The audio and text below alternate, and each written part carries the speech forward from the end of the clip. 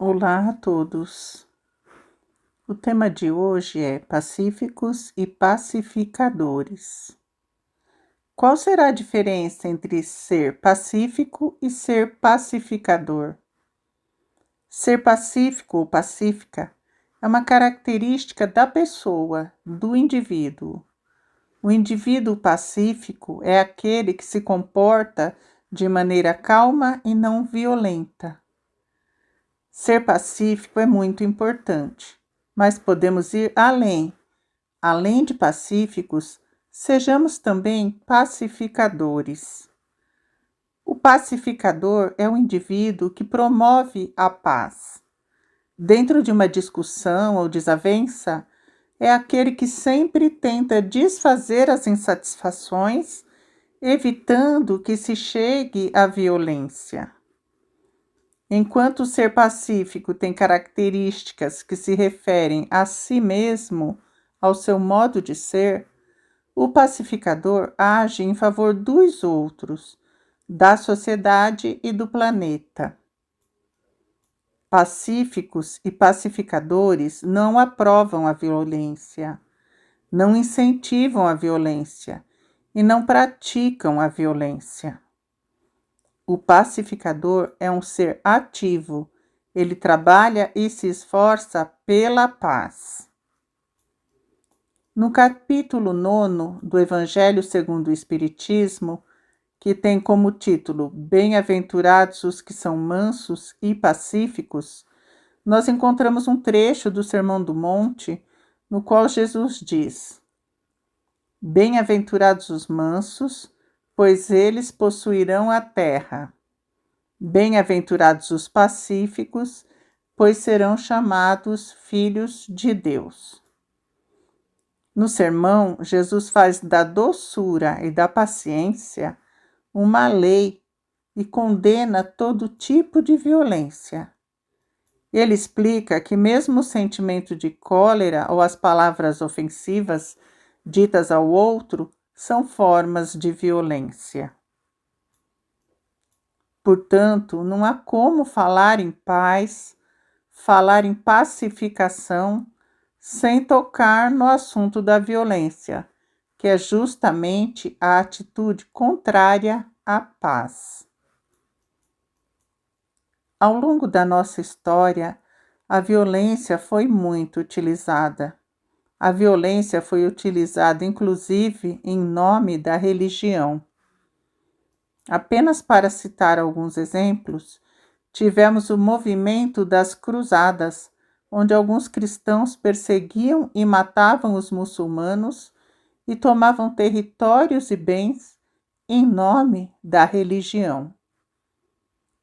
Na Inquisição, tivemos pessoas destituídas dos seus bens, julgadas, condenadas à morte em nome da religião. Paulo de Tarso morreu apedrejado.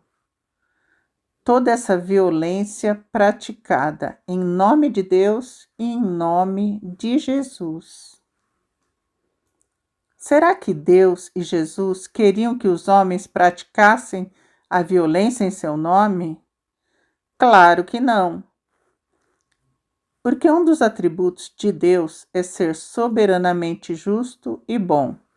Um ser soberanamente justo e bom certamente não aprova a violência. E Jesus? Jesus sempre foi firme, mas nunca violento. Na época da sua pregação, Jesus foi incansável em ensinar, mas com palavras e com exemplos. Muita violência se praticou no passado em nome de Deus e de Jesus, mas não eram os ensinamentos cristãos que eram defendidos. Eram interesses particulares, os mais diversos, fazendo mau uso da religião, mau uso do nome de Deus e de Jesus. Será que isso mudou? Ou ainda se pratica violência nos dias de hoje sob o falso pretexto de que se busca a paz? Haroldo Dutra, um palestrante espírita, traz uma explicação para tanta violência em todos os tempos. Ele diz que as pessoas gostam de resolver as diferenças pela violência, porque acreditam que a violência resolve rápido qualquer problema, mas resolve mal e por pouco tempo. E a nossa sociedade quer resolver tudo de forma rápida e instantânea.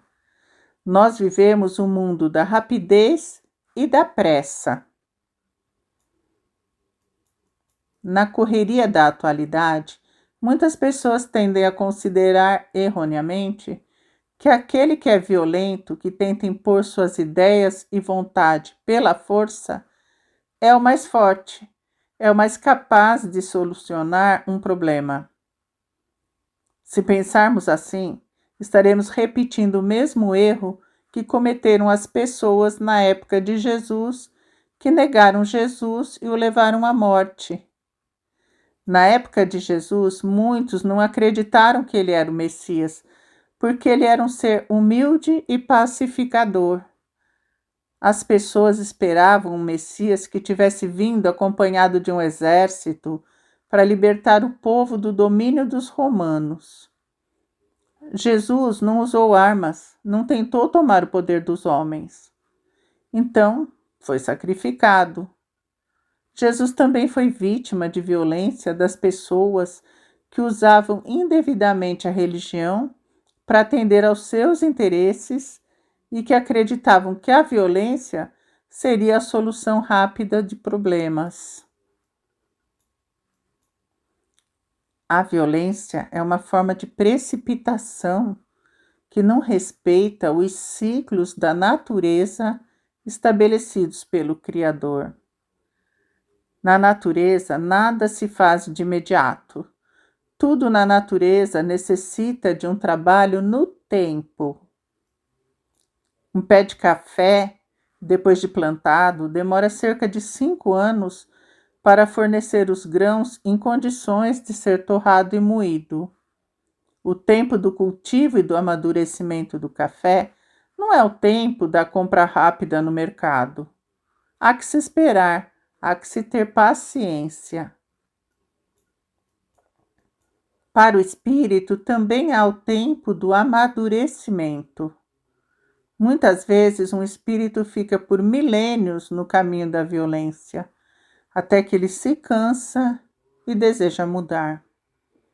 Porque os processos de violência esgotam o espírito a médio e longo prazo. Nas questões do espírito, temos que ter paciência, porque a paz é difícil de ser implementada, é difícil de ser mantida e seus resultados demoram para aparecer. Deus usa o tempo e não a violência. Um dos maiores exemplos do tempo de Deus para as criaturas é nossa encarnação. Deus nos dá a oportunidade de encarnação neste planeta, na maior parte das vezes por longos anos, porque é sábio e, em sua sabedoria, entende que é preciso esperar o tempo de amadurecimento do nosso espírito. E como estamos vivendo esta nossa encarnação? De forma pacífica ou de forma violenta? Porque a violência não é apenas a violência física, aquela que agride o corpo. Existem outras formas de violência, mais sutis, que estão impregnadas na nossa rotina e muitas vezes não conseguimos identificá-las como sendo violência. Não podemos nos considerar seres pacíficos ou pacificadores se praticamos a violência sutil, a violência disfarçada. Não é possível se dizer pacificador e não ser pacífico nas atitudes, na forma de tratar as pessoas, que deve ser sempre com calma, paciência e respeito.